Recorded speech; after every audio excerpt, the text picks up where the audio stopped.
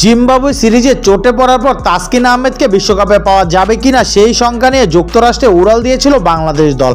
তবে টি-20তে টাইগারদের নতুন এই সহ অধিনায়ককে প্রথম ম্যাচ থেকে পাওয়ার আশা রয়েছে। এরই মাঝে নতুন দুঃসংবাদ হাজির। প্রথম ম্যাচে খেলা নিয়ে শঙ্কা রয়েছে ভারতের বিপক্ষে প্রস্তুতি ম্যাচে চোটে পড়া শরীফুল ইসলামের। তার হাতে লেগেছে 6টি সেলাই। বাংলাদেশ দলের চিকিৎসক দেবাশিস চৌধুরী এক ভিডিও বার্তায় শরীফুলের চোটের সবশেষ অবস্থা জানিয়েছে।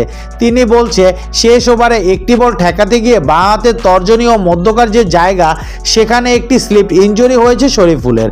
মাঠে প্রাথমিক পরিচর্যার পর তাকে ম্যাচ শেষে নাসাউ ইউনিভার্সিটি মেডিকেল সেন্টারে নিয়ে যাওয়া হয়। তার মাঠে ফেরার সময়টা এখনও নিশ্চিত নয় বলে জানিয়েছে বিসিবির এই চিকিৎসক।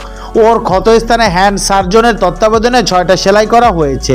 2 দিন পর আমরা আবারও হ্যান্ড সার্জনের কাছে যাব। তখন আমরা আসলে বুঝতে পারবো যে ওর ফিরতে আসলে কত সময় লাগবে।